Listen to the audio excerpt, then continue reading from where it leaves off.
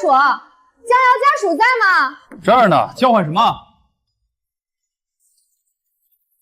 产妇已经开到6指了，准备顺转铺的应急预案，赶紧去把住院押金缴了。多少？8000！你们抢钱啊？这是预酒押金，多退少补，人命关天，快点儿！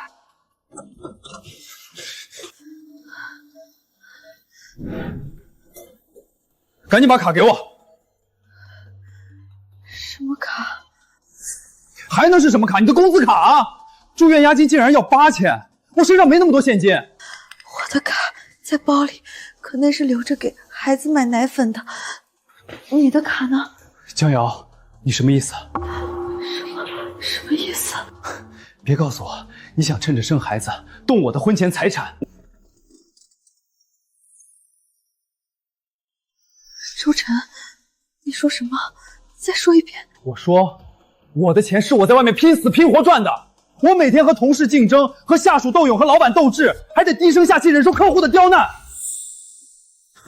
我的钱除了给我父母，没有道理分给任何无关紧要的人。无关紧要的人，我是你老婆，肚子里是你的孩子。谈恋爱时我就说过，婚姻必须旗鼓相当，任何一方扶贫都走不远。没人可以凭借一纸婚姻就拿走不属于你的东西，明白吗？爸妈在飞机上，还有2小时才到。王姨也在放假。周晨，原来你连8000块都想跟我 AA。还没去交钱，顺便给产妇买点吃的，早晨就没吃，再不补充体力，一会儿没劲生了。知道了，催什么催？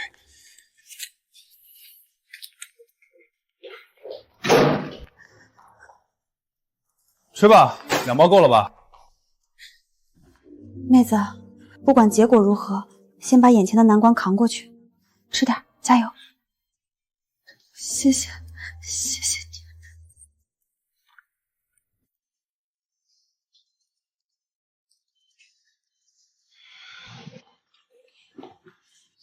不用找了。什么不用找了？去给老王打电话，让他来交押金。老王？王杰，你疯了吧？他凭什么给你交押金？他是我球友，你让他来交费，你把我脸往哪放？你刚才不是说没人可以凭借一纸婚姻就拿走不属于你的东西吗？你什么意思啊？周晨，既然账算得这么清，那我也告诉你，既然没人可以凭借一纸婚姻拿走你的钱，那也没有人可以凭借一纸婚姻就领走不属于你的孩子。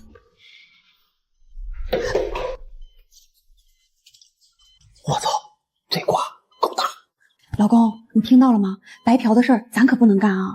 我发誓，我肚子里的孩子绝对是你的，所以你的钱也必须都是我的。你他妈有种再给我说一遍！这孩子竟然是跟老王那个烂人狗蛇搞出来的野种！周晨，是你说的，我们是无关紧要的人。既然如此，这孩子是谁的，对你来说重要吗？江瑶，你居然自轻自贱到这种地步！不对，我想了想，老王一个人可能不够。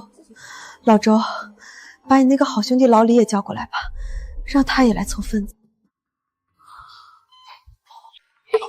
老李，李松那是个人渣，他吃喝五毒俱全，他老婆都被他染了一身，现在还在闹离婚。江瑶，你他妈到底是有多贱？人渣配人渣，不是正好？既然这婚你打算算得干干净净，那我也就不装了。家属干什么呢？产妇开指呢，你动手动脚想出人命吗？你还有谁？你还跟谁好过？干脆一并说了！天哪，这关系乱的，电视剧都不敢这么演。快听快听，这比狗血剧带感多了。这哥们脸都绿透了。别走别走，看这架势，正主还没出场呢。周晨，这只是个开始。你既然想要绝对的公平，那我就送你一场最彻底的清算。江瑶，准备进产房。原来大家说的是真的，人在极度兴奋的时候，真的感觉不到疼痛。老周，是我来打，还是你自己打？打你！江瑶，你背着我跟王杰和李松到底干了什么？说，这野种究竟是谁的？你猜？我们不是你口中无关紧要的人吗？是谁的又有什么关系呢？好，你这么玩是吧？我告诉你，你这是婚内出轨，不管这野种是谁的，你都只配净身出户。这可是你自己找死，怨不得我。怎么回事？大远就听见你们在这叽叽喳喳的，都这半天了，怎么还没生？那边3血1呢？妈，你来的正好，他肚子里是个野种，谁爱赔谁赔，反正我是不赔了。这丢人现眼的地方，我1秒也待不下去。野种？什么野种？他自己亲口承认了，肚子里的孩子都不知道是哪个。什么？野种？那你可不能走，等孩子生下来，赶紧抽血做亲子鉴定，然后让贱人赔钱，彩礼、精神损失费，不让他倾家荡产，我就不顺曹。确实，这笔账可得好好算算。羊水破了，护士怎么办？羊水破了，救救我的孩子！快躺下，不能坐起来了，这很容易引起脐带着落。推车过来，立刻推产房吞车进来。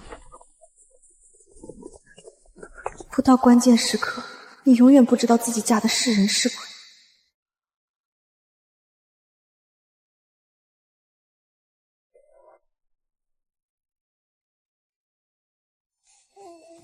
瑶瑶，别怕，爸妈来了，谁也不能欺负你。爸妈还行，想你，以后就叫她江小雨。我当妈妈了，小雨，妈妈保证会为你守护好应得的一切。瑶瑶，怎么提前了1个星期？吓得我昨晚都没睡着，紧赶慢赶才回来。王姨，回来就好。还记得2年前给你的嫁妆吗？记得，他说我们家就陪嫁个保姆，让他成了圈子里的笑话。瑶瑶，爸妈没搞错吧？别人陪嫁不是房子就是车子，你家就给一保姆。小周，你别担心，这份陪嫁绝不会让你吃亏。现在房子缩水，车子贬值，但王姐不一样，她跟我们在一起生活多年，了解瑶瑶的饮食习惯，也可以替我们好好照顾她。合同不用你管，全当瑶瑶的嫁妆。你们小两口把日子过好，比啥都强。放心，瑶瑶，咱们家教你明事理，但没教你受委屈。记住，没人可以凭借一纸婚姻就拿走不属于他的东西。这是你结婚前办的那张卡。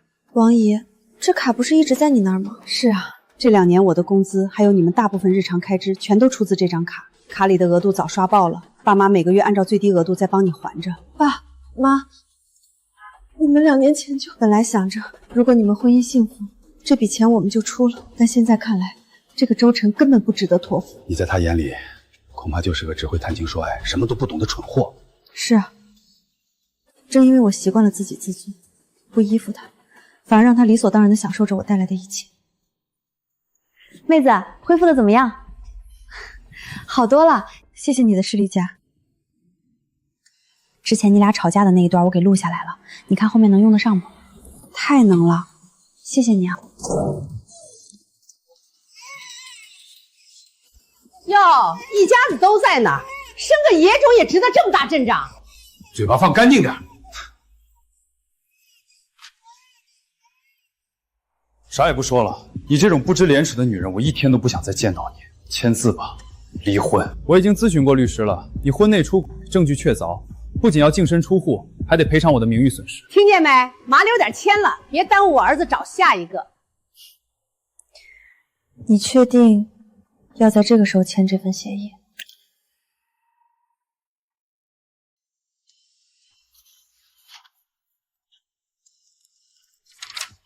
小陈啊，婚后2年，我们瑶瑶刚辛辛苦苦生下孩子，这孩子还没出满月呢，你就逼着我们离婚，还要求支付巨额赔偿，又是退彩礼，又是精神损失费，这是什么道理？道理让他自己说，这个野种究竟是谁的？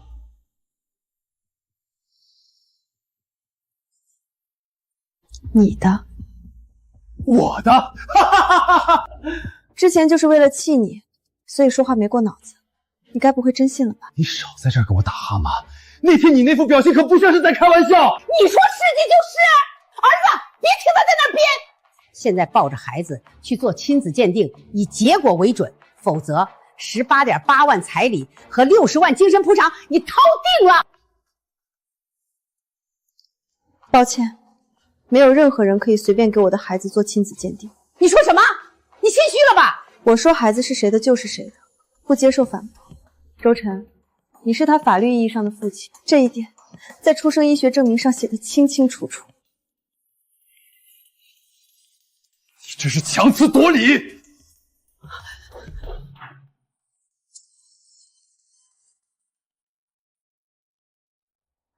以后孩子所有的花费全从这张卡出，这里面包括王姨的工资、孩子的奶粉、早教、保险，还有衣食住行等一切生活开支。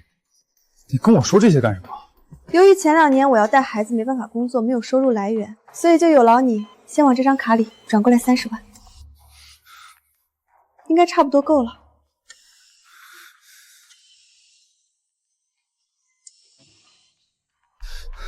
江瑶，你他妈简直穷疯了！30万，你怎么不干脆去抢？抢别人犯法，抢孩子爹天经地义。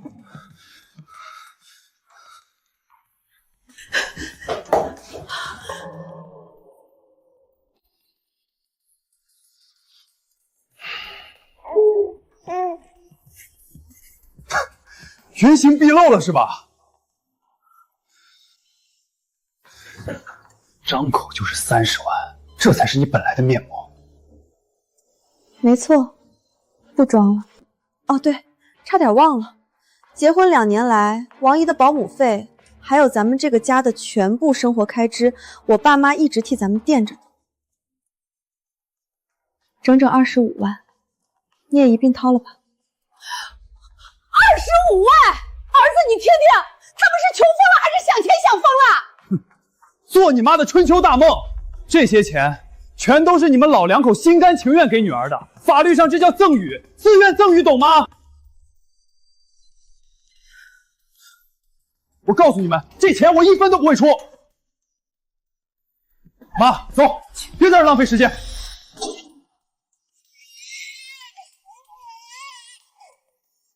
既然这条路已经看到了底，那么就不必再留有任何余地了。瑶瑶，要不等你出院了，咱们直接回老家吧。你在这儿我也不放心。对，那个周晨现在就像条疯狗，咱们没必要在泥潭里跟他耗。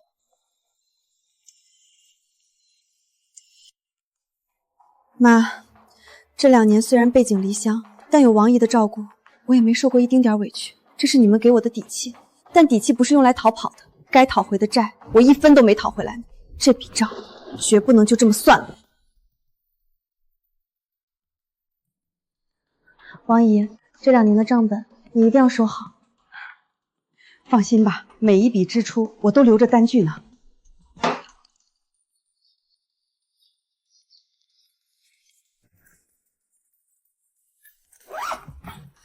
这都整整1个星期了，就算是养条狗病了还得回来瞅一眼，这周晨倒好，愣是连个鬼影都没见着。王姐，当着瑶瑶面少说2句。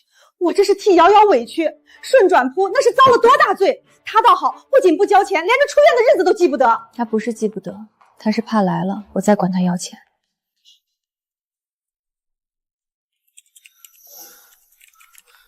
我就不信你能藏得这么深。装，接着装，我就不信你怀胎10月，那2个烂人一次都没来过家里。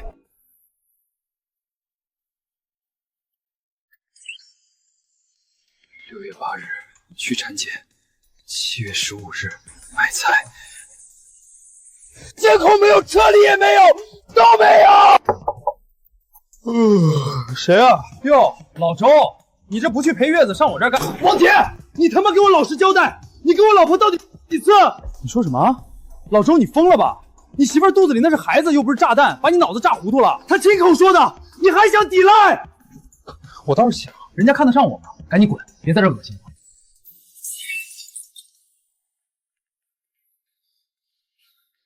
李松，王杰不承认，你呢？你是不是觉得你有病，我就不敢把你怎么样？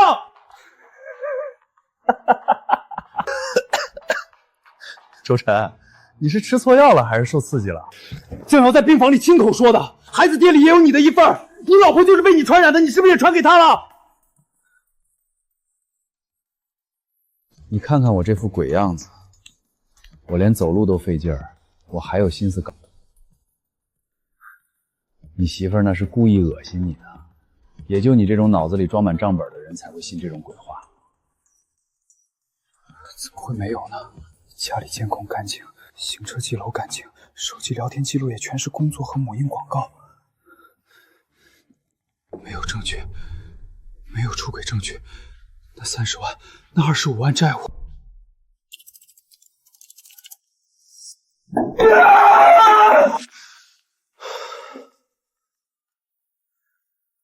一无所有，竟然什么都查不到。瑶瑶，这房子真亮堂，比以前那个压抑的小家强多了。住得宽敞，心情才好。家具都是现成的，拎包入住。瑶瑶，这小区租金不便宜吧？咱们没必要为了赌气花这么多钱。妈，这不叫赌气，这叫生活质量。周晨在产房弃养、辱骂，甚至连8000块押金都拒付，我凭什么还要守着那个烂摊子？对，既然他要算账，那咱们就重新开一本账。周晨那个铁公鸡真能给这笔钱？他给不给是他的事儿，但我要不要是我的权利。这是我和孩子未来1年的房租，一共6万，记得转过来。毕竟夫妻共同债务，你赖不掉。6万！江瑶这个疯女人，她居然在外面偷偷租了房。6万块，他这是住皇宫啊！赶紧给他打电话，让他滚回来，这钱绝不能给。江瑶，你居然敢跟我玩这一套！要不接一下？不用管，让他打。现在知道急了，交押金的时候怎么不提？他急的不是我，是他那兜里的血汗钱。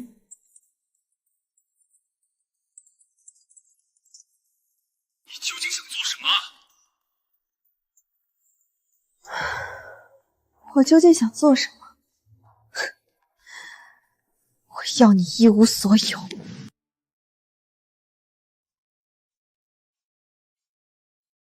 很多人都知道我们这种独生女明事理、知荣耻，拥有正确的三观。想起了。瑶瑶，怎么不多躺会儿？刚搬过来，这儿有我们呢。你从小就这么懂事儿，这时候反倒让妈心里难受。妈，我就是太明事理了，才让某些人觉得我好欺负。你这孩子打小就主意正。瑶瑶，你要做什么，爸妈都支持。咱们江家的女儿知荣辱是修养，但受了屈不吭声，那是窝囊。爸，外人都觉得独生女家庭温和，却不知道我们也同样嫉恶如仇。眼里容不得沙子，这才是我们江家的种。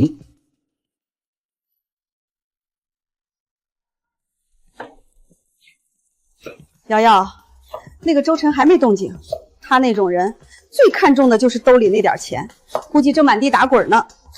他打不打滚跟我没关系，我不缺爱，所以抽身时绝不会拖泥带水。对他那种人，多一丝留恋都是对我的羞辱。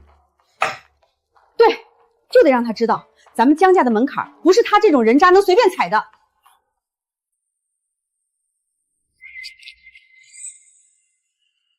8000，在他眼里似乎很多，但在我眼里，也就一条狗命而已。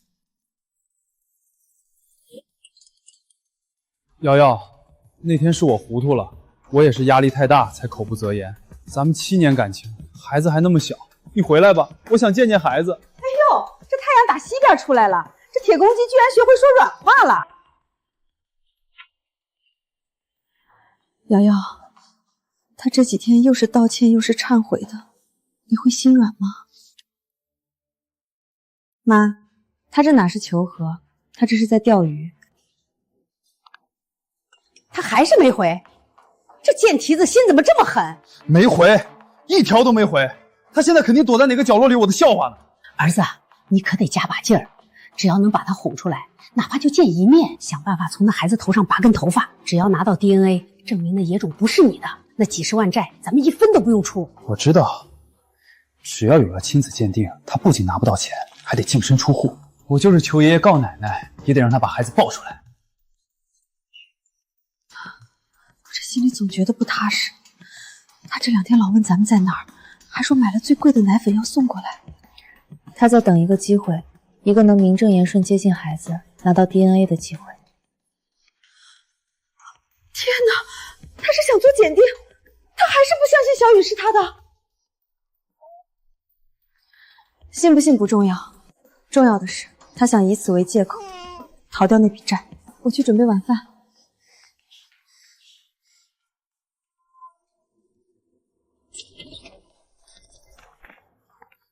瑶瑶，律师那边已经准备好了，只要你点头，起诉状立刻递交给法院。不急，不急？现在证据不是已经很充分了吗？我想看看他为了这根救命稻草还能卑微到什么地步。你不让我假也行，你发张孩子的正脸照，爸妈想孙女想的这就睡不着。想孙女？当初在产房门口骂野种的时候，怎么不想想那是他亲孙女？我怎么能让他轻易如愿呢？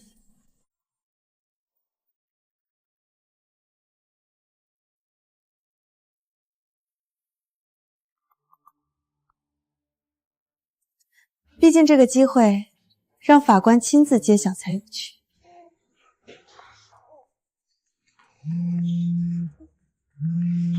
刘娜，那不是周晨那个狐朋狗友好友李松的老婆吗？产房那天我故意拿李松挡枪，他这会儿打电话来，怕是来兴师问罪的。那这电话接吗？万一他是来骂架的。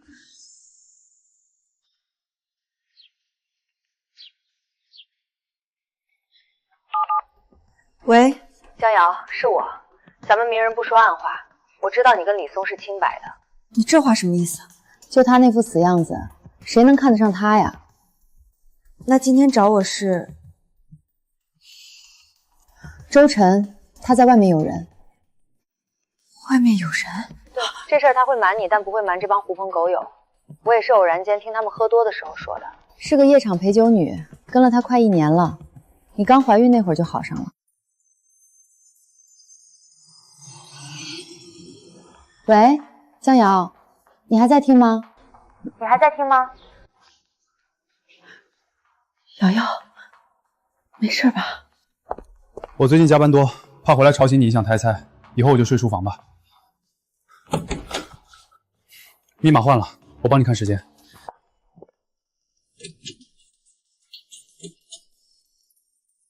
怎么才回来？加班呢，赶项目。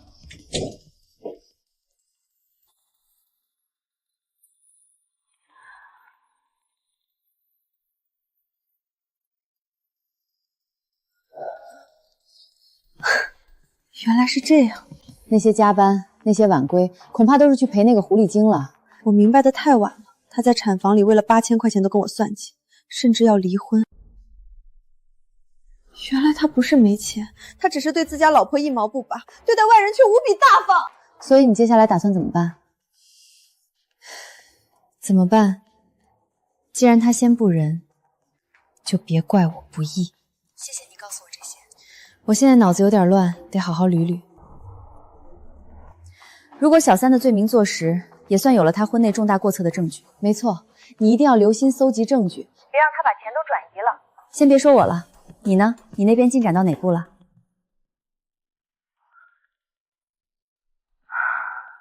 输了。怎么会？你不是拿到了医院的诊断证明吗？没用，哪怕拿到了医院的诊断证明，也不能作为和他离婚的依据。一审驳怀了，要半年后才能第2次起诉。半年足够他把财产转移得干干净净。咱们女人的命怎么这么苦啊？所以你手里真的没有一点那个小三的线索？有是有，但是我没有任何证据能证明2个人有一腿。对方是什么身份？小三是按摩店的技师，李松也喜欢按摩，他们在那儿见面，看起来所有的交易都正常。交易正常？对，他每次去都付钱。律师说这不能算恶意转移婚内财产，只能算个人高消费。那不如这样，你去搞点钱把那家足疗店盘下来，或者入股。我去盘按摩店？江瑶，你没开玩笑吧？我没开玩笑，你当了老板，不就可以顺理成章的查店里的账了吗？等他再来按摩的时候，你作为老板，反正钱都是左手倒右手，他花出去的每一分钱，最后不都进了你的兜里？顺便监控、排班表，甚至他跟那个小三私下的动作，不全在你的眼皮子底下了吗？盘店，我从没做过生意啊，万一将来万一赔了呢？赔了就赔了呗，你不是还没离婚吗？你这是为了维护家庭稳定才不得不投资经营。男人有男人的计谋，咱们女人也有女人的策略。赚了你可以控制资金流动，赔了也自然有人给你兜底，这就是法律给咱们原配最大的保障。他不是不想离婚吗？不是想拖着耗着吗？随他便。他爹的，我还从没考虑过这种思路，一直都在防守，结果压根防不住，原来还可以主动出击啊！行，明天我就去想办法弄钱。夜场的，行啊，给我上难度了。江女士，这是您要的东西。夜宴。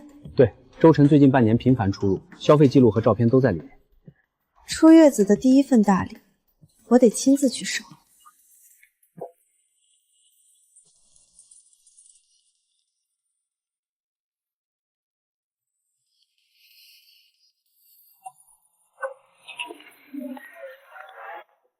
您好，帮忙取一下我朋友之前存在这儿的半瓶洋酒。好的，女士，请问登记的名字和手机号是多少？周晨，手机尾号0602。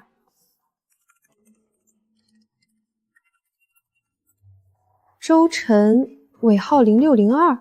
对，怎么了？还没查到？不好意思，电脑里显示周先生明明在这儿，就存了6瓶啤酒啊，没有您说的洋酒。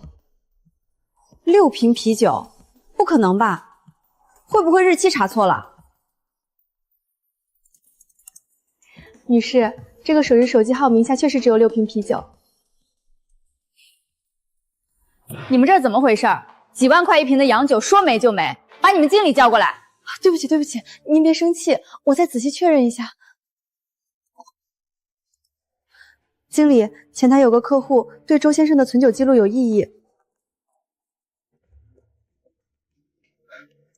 这位女士，我是这儿的经理。您说的那个周先生是我们这儿的熟客吗？是不是熟客，查查账不就知道了。查清楚没有？这个周先生平时到底是谁负责对接的？好像是薇薇姐那边的老客户。女士，您稍等。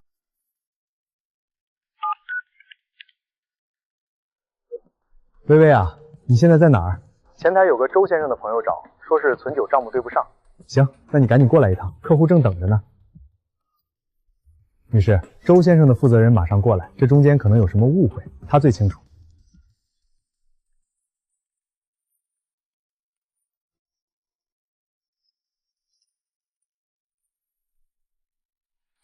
经理找我。这位女士找周晨周先生。您好，我是林薇，请问有什么能帮到您的？当然有事。林薇是吧？做人可要讲良心啊。你在说什么？怎么，收了钱就翻脸不认人？你手可不是这么说的。你胡说八道什么？我根本不认识你。不认识我？那你总认识周晨吧？他每个月往你卡里打的那些钱，你难道没收到吗？那不是。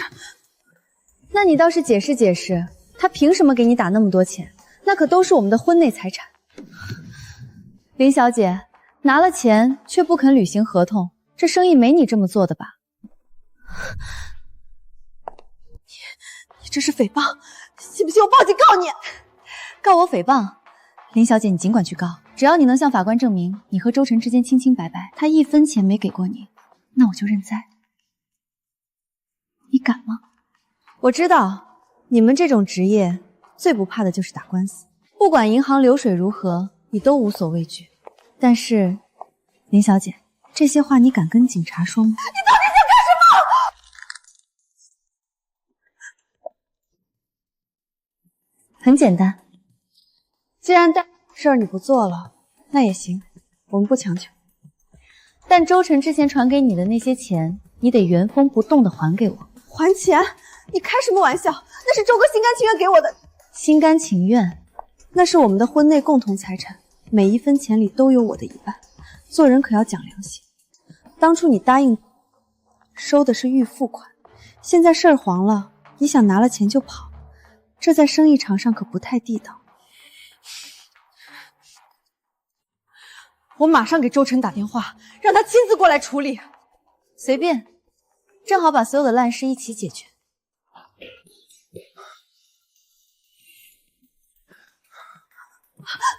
周哥，你不在家带孩子，跑这种地方来干什么？哟，老公，你可算来了！不是我说你，你这事儿办的也太不地道了。人家姑娘不想做，你不能逼她呀。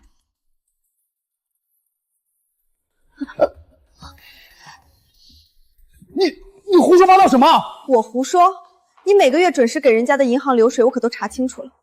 这么漂亮一姑娘，就你那点钱肯定不够。你一个月请死累活3万多，人家姑娘随便陪人吃吃喝喝，轻松4、5万。周晨，你看，男人有时候就是这么不自量力。在这放什么屁？赶紧跟我走，否则我报警了！周晨，你可真有意思，人家林薇姑娘都没报警，你算哪根葱？我现在把话给你撂这儿，你给这个姑娘的每一分钱都不合法。既然姑娘不愿意做，那就必须原封不动退回来。我只给你们24小时。你说什么？明天这个时候，如果我的账户上没看到这笔钱，我就去报警。你敢？我有什么不敢的？到时候你们自己跟警察解释你们之间的非法勾当。林小姐，你觉得警察会相信你说那是礼物吗？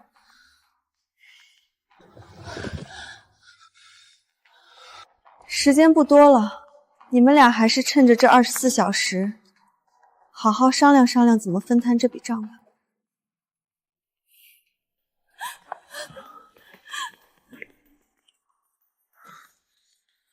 周哥，怎么办？他真的会报警的，那钱我都花了呀！别吵了！我的计划都被他打乱了，江瑶这是想把我往死里整。瑶瑶，你今晚这一闹，周晨那种急功近利的人，怕是会狗急跳墙。他那种人最怕的就是有人动他的钱袋子。没错，现在他知道自己欠下了巨额债务，而且这些债务极大概率会被法院认定为夫妻共同债务。妈，你猜他下一步会做什么？他那种自私的人，肯定第一反应是保全自己。没错，第一步，他一定会想方设法转移夫妻共同财产。可他的钱不都给了那个小三儿了吗？所以，如果执行时法院发现他名下根本没有现金，你觉得他会怎么做？你是说，他名下那套房产？儿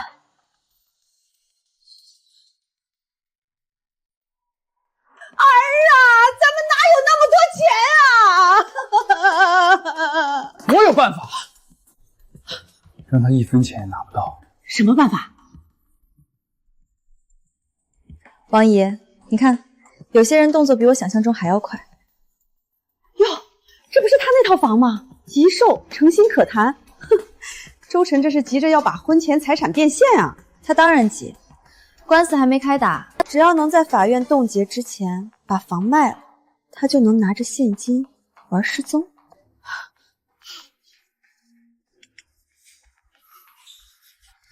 为什么还没人看房？我不是已经降了好几次价了吗？周先生，现在的行情您也知道，跌得惨不忍睹。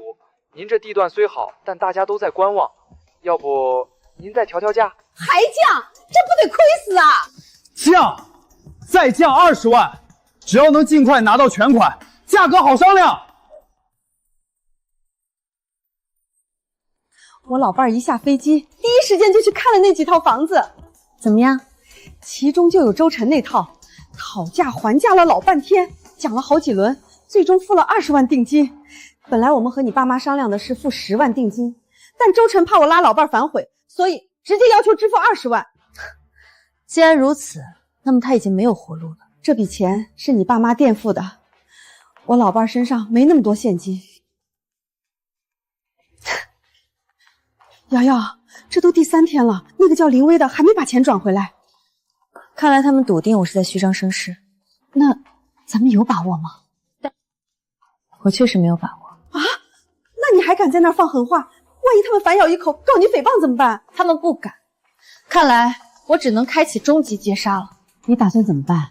法律规定，生产第1年，男方不得提出离婚，但可不限制女方。江女士，离婚诉状已经准备好了，除了离婚，我们同步申请了财产保全。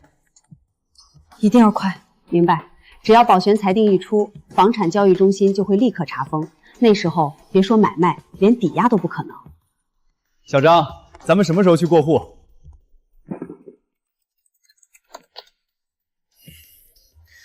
恐怕过户不了了。出什么事了？系统显示您名下的这套房产被法院冻结了。冻结？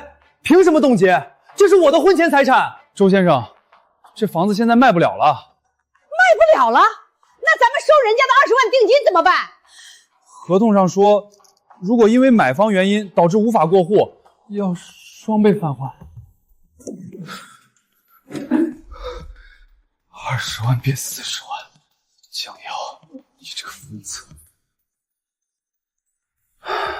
瑶瑶，财产保全成功了，周晨现在恐怕想死的心都有了。不过他转给那个林薇的钱，咱们不趁机追回来吗？追回第三者赠与，太麻烦了，我可不想拉低自己的档次。40万啊！儿啊，咱上哪儿弄这40万去还给人家？那江瑶是诚心要逼死咱们啊！都是他逼我的，是他先逼我的。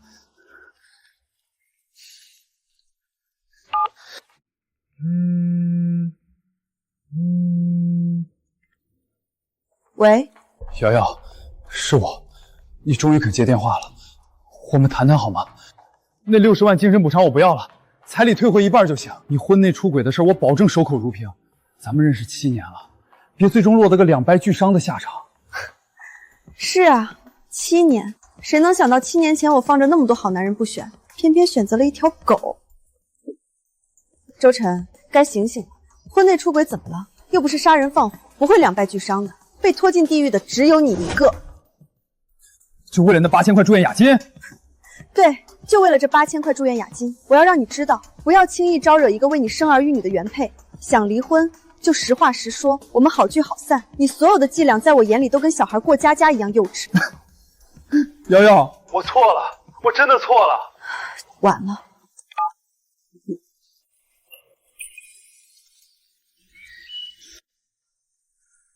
瑶瑶，我入股那家足疗店了，你猜怎么着？动作挺快啊，怎么样，蹲到大鱼了吗？李松和小三每次都刷卡又套取现金，账本上一清二楚，我还拿到了他俩一起进包间的监控。这可是我自己的店，所有取证合理合法合规，你可真是绝了。盈利如何？不咋地，亏了。这个破店根本没什么客户，投进去的20万块见底了。傻呀你！我怎么了？我天天愁得头发都白了。用李松的手机召集他的狐朋狗友，然后把1半利润私下转给对方妻子，保证你以后天天爆满。真的假的？这招能行？配偶大多知道自己丈夫是个什么德行，与其让他们去花着毫不知情的钱，不如在你这儿拿到实惠。大胆的做吧，绝对能行。冻结了，全冻结了。周晨先生吗？法院传票，请签收。儿啊，这可怎么办？房子卖不掉，卡里没钱，咱们还得赔40万。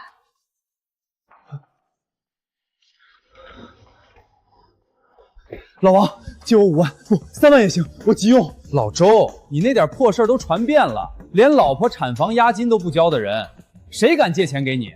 听说你那套房也被封了。认识你这么多年，真没看出你是这种人。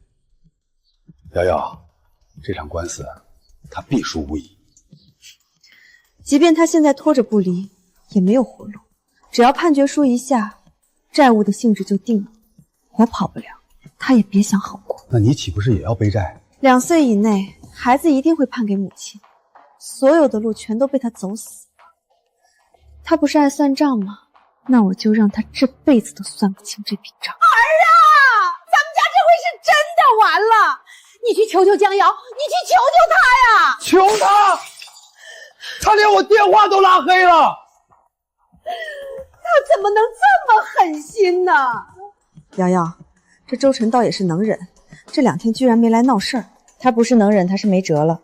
转悠一圈后，他一定会发现，他身边那些所谓的自己人，全是看中他的钱，而唯一的家人，早就被他亲手推到了对立面。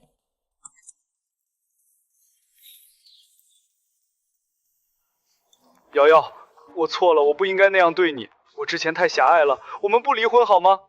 以后我所有的钱都给你，我收回之前的话，你不是无关紧要的人。你是我女儿的妈妈，你是我的家人。这滴眼泪不是因为心软，而是对过去那7年的遗憾。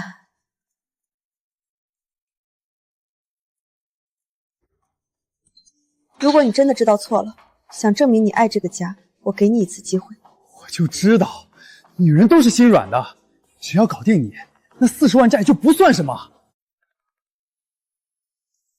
瑶瑶，你终于肯理我了，只要你肯原谅我，让我做什么都行。我真的知道错了，以后我的工资卡全部上交，我发誓。好，那我给你一次机会。你说，只要我能办到。你愿意把你手里唯一的这套房子过户给女儿吗？过户给女儿？凭什么？周晨，你不是知道错了，而是知道自己要完了。如果再给你一次机会，这条路你依然会这么选，因为在你的账本里，永远只有你自己的利益，而我依然是你随时可以放弃的那个人，甚至你的亲生女儿也是。我是为了女儿好。闭嘴，女儿，你不配。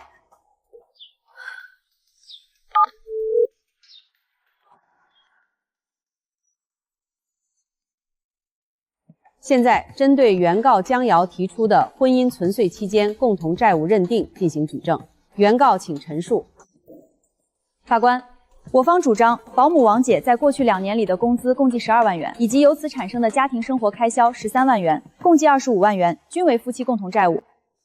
我反对，法官，这根本就是敲诈。法官，这份保姆合同我方当事人并不完全知情，而且结婚时江家父母明确承诺，保姆是给江瑶的嫁妆，费用由江家承担。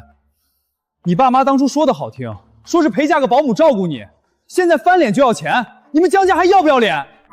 请被告注意法庭纪律。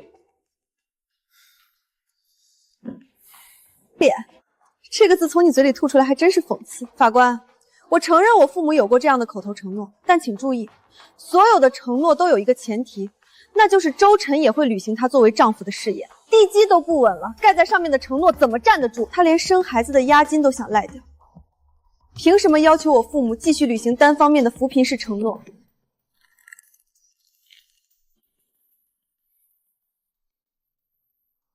那是两码事儿，合同是你签的，人是你用的，凭什么让我还钱？人是我用的。周晨，这2年王姨做的哪一顿饭你没吃？她洗的哪一件衣服你没穿？地是你拖的还是垃圾是你倒的？合同虽然是我签的，但王姨每天负责的是整个家庭的饮食起居。你是这个家庭的成员，你就是最大的受益者，这在法律上叫家庭共同受益，懂吗？这是过去2年内原告名下信用卡支付保姆工资及家庭开支的详细账单，每一笔都清晰记录了这些钱流向了家庭日常生活。被告，针对原告提供的这些生活开支记录，你是否有证据证明这些费用仅由原告一人挥霍？我怎么知道他买了什么？经本院查证，保姆王某虽由原告雇佣，但其实际劳务涵盖了家庭共同生活的方方面面。被告作为共同生活人，实际享受了该劳务带来的受益。现判定保姆工资及家庭生活开支共计25万元，属于夫妻共同债务，被告需承担50%的清偿责任。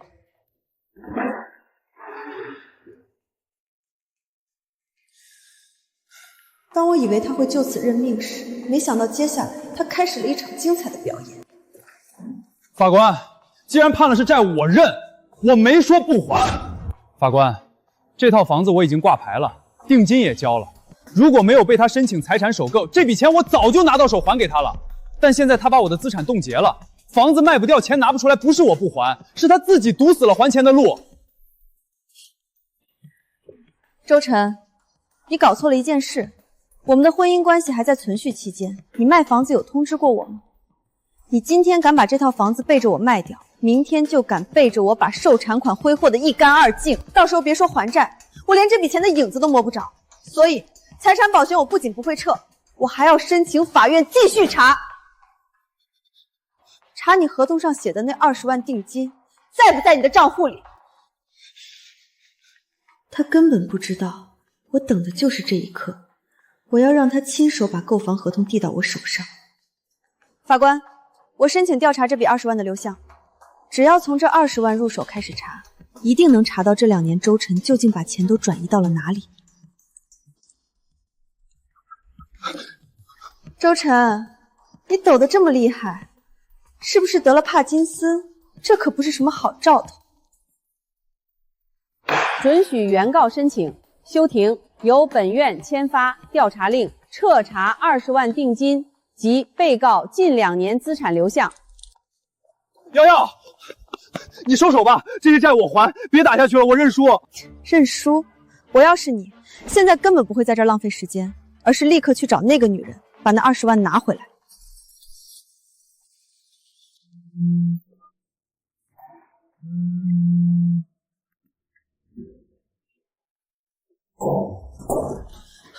妈，我给你的那10万块养老钱呢？我寻思着能翻本，谁知道手续费全输光了呀！林薇，开门，把那20万定金还给我！那是我卖房的定金，法院已经查封了，不还钱我要坐牢的。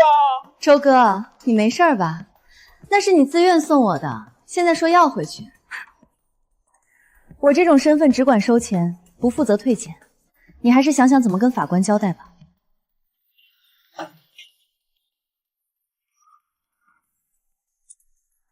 江女士，流水拿到了，果然不出所料，账户余额是0。是的，从2年前开始，周晨的所有收入全部通过小额多次的方式，一步步被转移出去了。江女士，这是我们凭调查令从周晨单位调取的，工资、季度奖、年终奖加上各种补贴津贴，2年时间整整65万，家里所有开支都不用他出，那这笔钱究竟去了哪里？再看这笔20万的购房定金，上午10点买家转账入账，1个小时后11点05分，周晨就出现在银行柜台进行了全部取现。1小时，现金一出银行就再也查不到了。所以我还需要证明什么呢？什么都不需要证明了。现在举证责任给到他，他需要向法官证明这65万的收入以及20万的定金究竟去了哪里。瑶瑶，别再闹了，我认输。认输？我现在可以承诺，房子卖掉后，所有债务一并结清，女儿的抚养费我也一次性支付。你撤销保全吧，我被买家起诉了，很快就要强制执行了。好，真的？你愿意撤销？只要你把那20万拿回来，我就撤销保全，咱们一切好商量。走吧，登记了，咱们全家去三亚好好晒晒太阳，把这些晦气都洗了。在父母身边，我终于又变回了那个无忧无虑的女孩。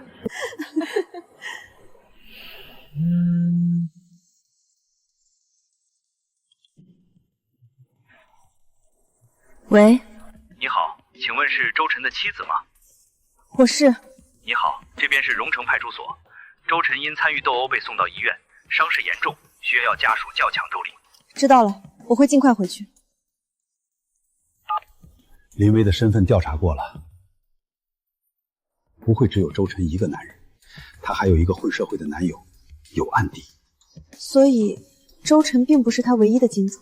没错，代孕的事儿只能不了了之了。周晨被打了，我了解周晨，他这种人把钱看得比命重。当他发现房子卖不掉，债务还不清的时候，他一定会把所有的希望都寄托在那20万定金上。所以你故意让他们狗咬狗，想要回那20万，那得看人家林薇的男友同不同意。现在他躺在医院里命悬一线，而他名下那唯一的房产和微薄的存款，依然被法院牢牢地冻结着。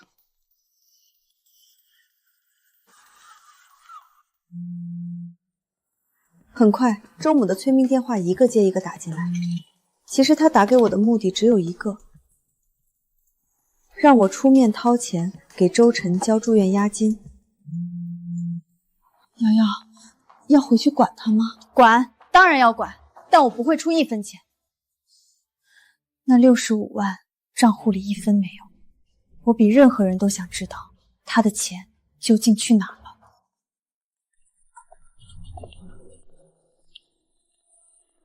等我抱着女儿千里迢迢赶回来的时候，周晨已经在 ICU 躺了整整3天了。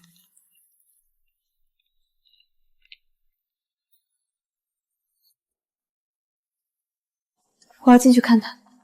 瑶瑶，香玉给我吧。家属只能进去15分钟，去换防护服吧。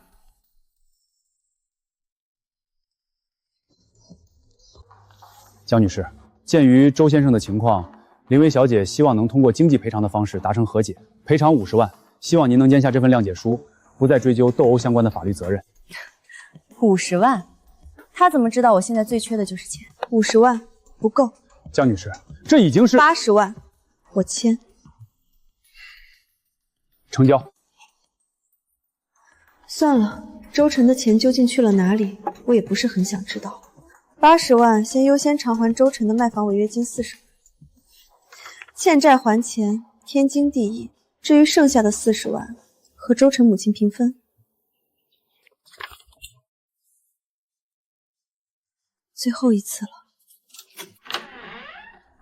这套房子里曾经有我的婚姻，有我的绝望，也有我丢失的尊严，但现在它只是一套资产。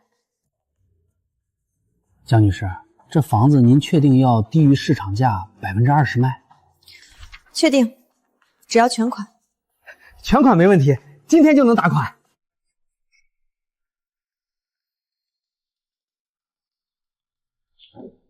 瑶瑶，钱都到账了。卖房子的钱，我按照法律份额分成了2份，1份给了周父，1份给了周母。真就这么便宜他们？周父出，周母烂，这钱将是他们走向决裂的导火索。瑶瑶，走吧。走吧，妈。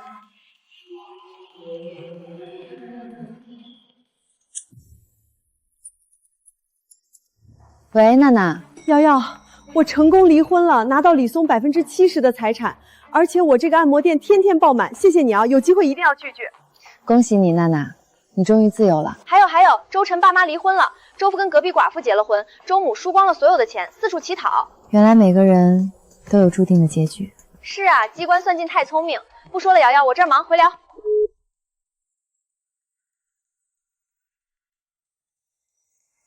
看，阳光多好。阳光正好，风景依旧，往后余生再无周晨。